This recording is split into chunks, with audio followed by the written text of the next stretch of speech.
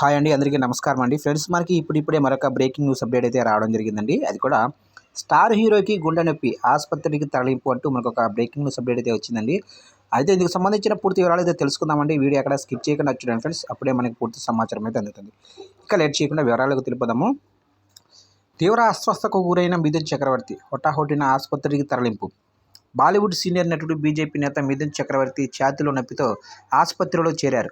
మిథున్ చక్రవర్తి కోల్కతాలోని తన నివాసంలో నిన్న ఉదయం తీవ్ర అస్వస్థతకు గురయ్యారు.